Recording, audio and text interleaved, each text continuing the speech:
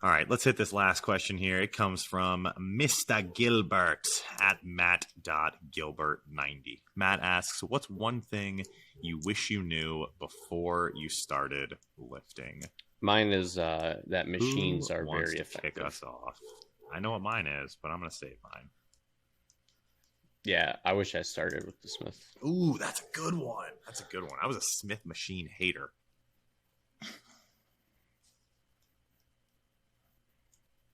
What else? That if I had put the amount of time that I put into this, into anything else, I'd probably be a billionaire right now. There you go. That's a good one. Go do something else with your life. Anthony? Let's see. When I started lifting, I was 11, and it was for wrestling. So I think I would have liked, if I could go back in time, I think I would have trained with a little bit more technique, a little bit better technique, and maybe focus more on that instead of like just moving it from point A to point B. I wish somebody had told me how easy bodybuilding was, right? In terms of like, you eat your food, you get your sleep, you lift your weights, and then you don't think about it the rest of the fucking day. You know, you get your sleep. Yeah, I said that. So yeah, that's it, man. I think a lot of people just don't treat it that way until they burn themselves out. They have to learn that the hard way. Like, you can do those. It's okay. I promise to God, everything's going to be fine. But like, that's like one of the things like, It is not. Ian Valier was talking about on Fuad's podcast. They were talking about like how, looking back at everything, they wish they didn't take it as neurotic, as regimented, because like, he's like, yeah, there'd be times Melissa would be like, do you want to go shop? Do you want to go do this? And then he would be getting anxious about, oh, I got to pack my meals and bring them with me. But like, now he's like, yeah, it's fine if my meal's in 4 hours instead of 2. Like, I'll be okay.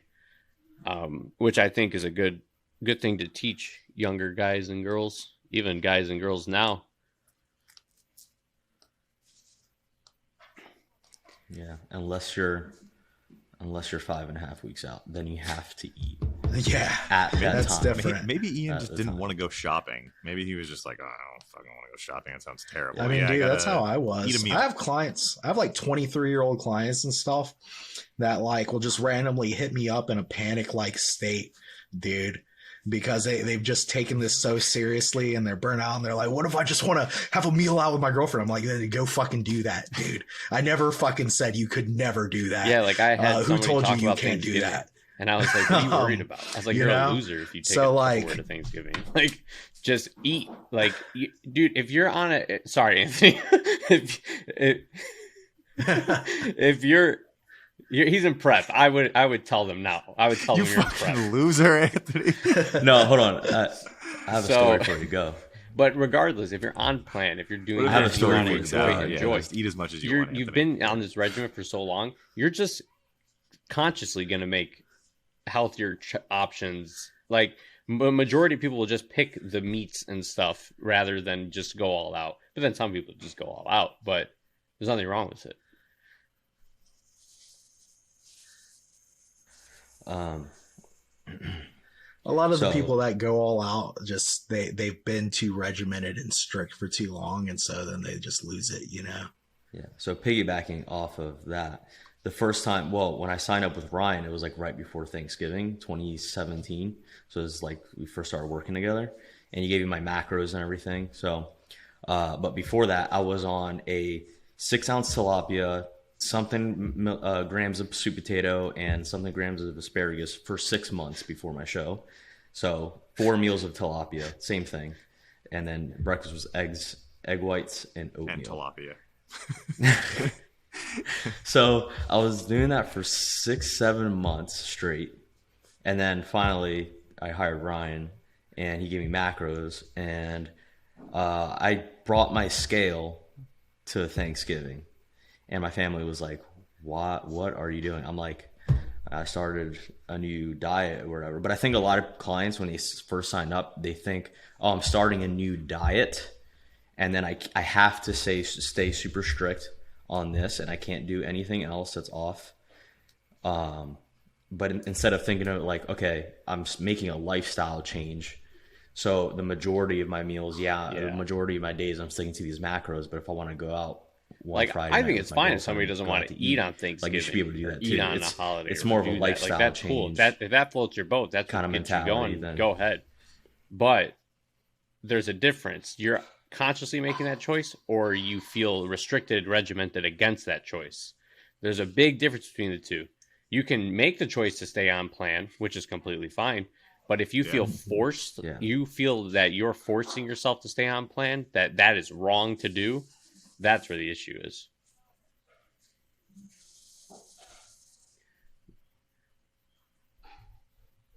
Yeah, like if it gives you anxiety.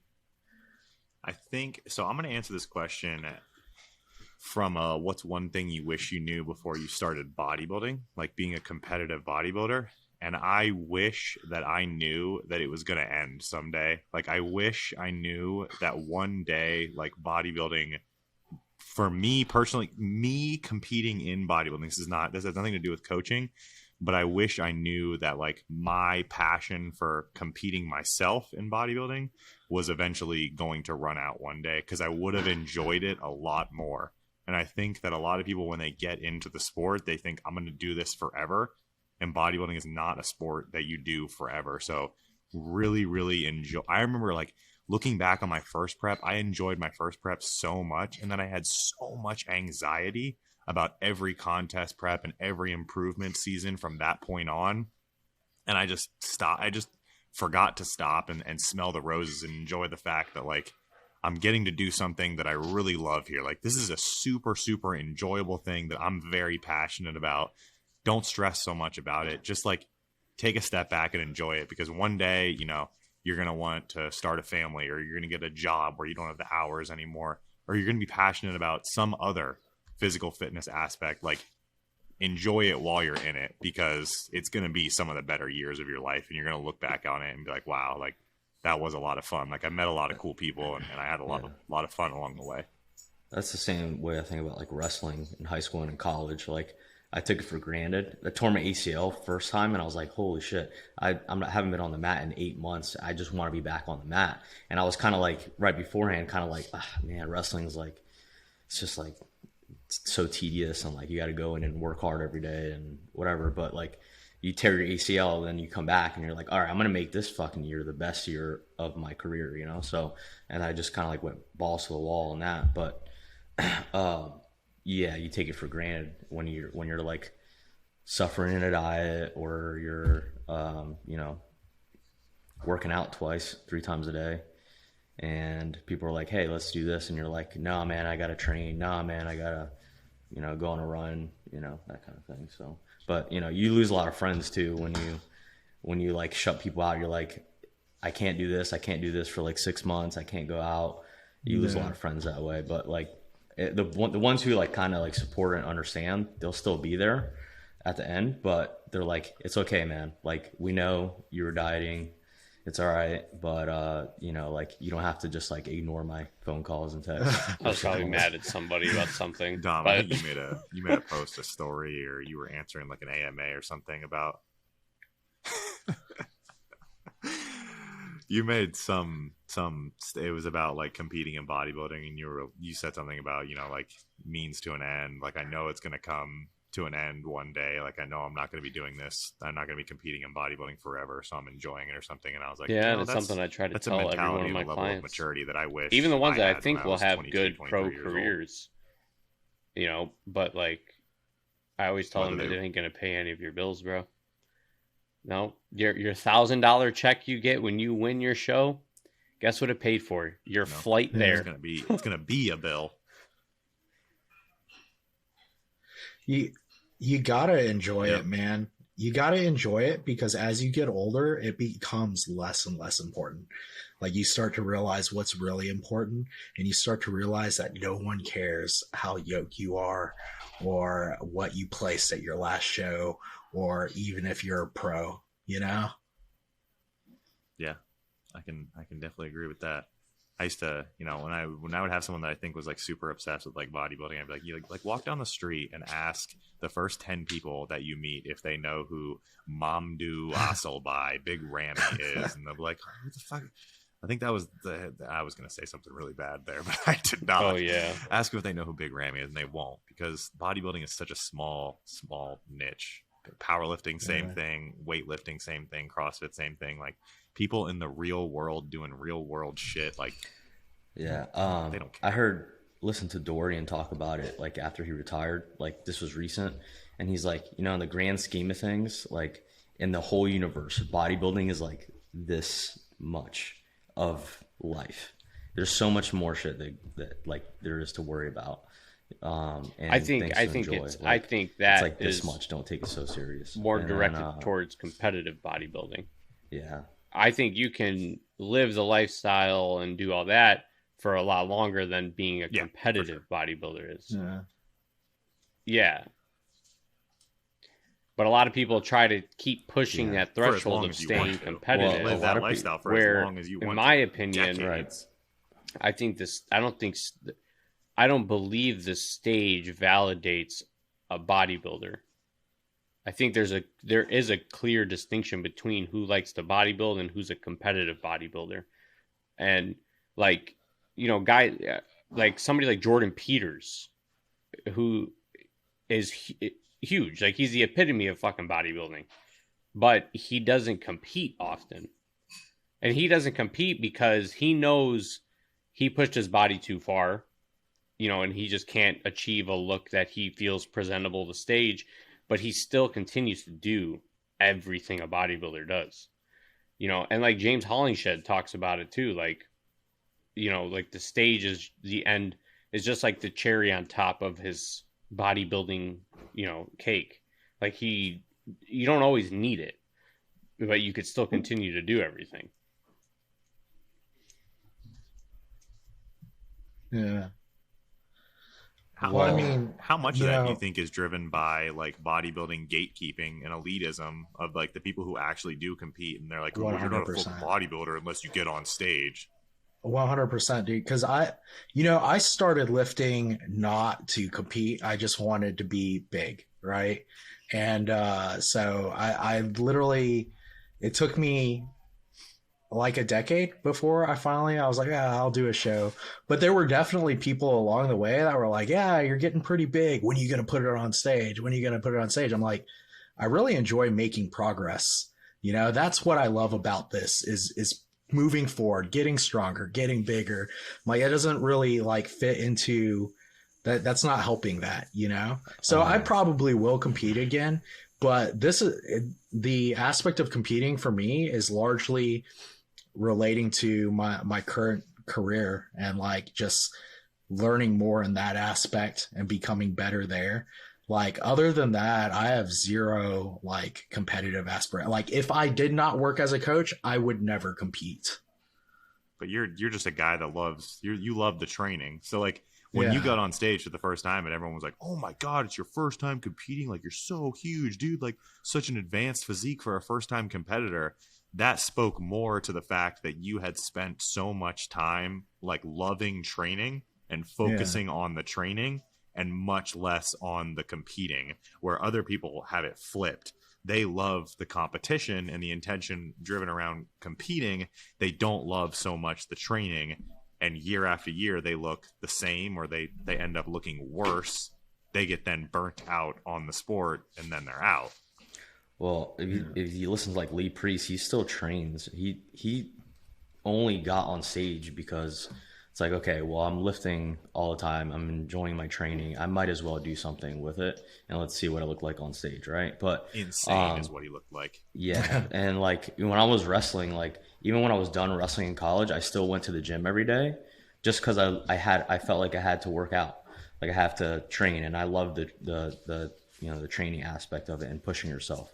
But then it became like, okay, well, I'm going to the gym every day. Like, I might as well like show it off. You know, I've gained some muscle. Like I might as well try to, you know, compete in something, because I always felt competitive even with wrestling. So it's like if I'm done with wrestling and I don't have anything to compete in, but I'm still going to the gym every day. Like, why not do powerlifting, bodybuilding, something else? You know, so I would agree with that. You have that athletic mindset where you need that competitive outlet. Well, a lot of people are in it now just because they're like a social media competitor. Like everyone else is competing. I just want to do my first show. I just started training 3 months ago. So I guess this is what I should do. I should get on stage after lifting for 3 months. Yeah, just because that's the cool thing to do. That's the like, cool hey, thing to you know, do. I just picked up a basketball for the first time. I'm gonna sign up for the local competitive 5-on-5 league or 3-on-3 league, and then you're getting windmill jammed on. You're like, oh, I hate basketball. It's basketball's fault. Well, it's funny to me because I had a totally different perception. Like, I thought bodybuilders look cool. I wanted to look like a bodybuilder. I was like, dude, you're huge, you know, grew up looking up to Arnold Schwarzenegger and stuff. But I didn't start lifting until I was 18 or 19. But when I first started lifting, I was like, yeah, I want to get huge, but no way in fucking hell do I want to stand on a stage with a bunch of people in a thong. I was like, that looks ridiculous. That's stupid. I'm never doing that. That was my first thought. So you can judge how much someone actually likes training versus bodybuilding by how much they enjoy their posing routine. If people hate the posing routine, that means that there's someone who just loves the training and the performative aspect of bodybuilding. I don't even pick a song. I would tell the DJ play whatever you want. I didn't even have a routine. Anthony's like, oh no, I love my posing routine. Well, sometimes there are exceptions to the rule. It's not even scored, so it's not that it really matters. What I care more about is the mandatory poses. That's where I practice mostly. I do sort of feel like that's what gets scored. I wish I did kind of work on a routine though, because I sure did feel like an asshole during that portion of the that's definitely a video I don't show people. I think it's like the difference between people that think bodybuilding is an art and then bodybuilding is a sport.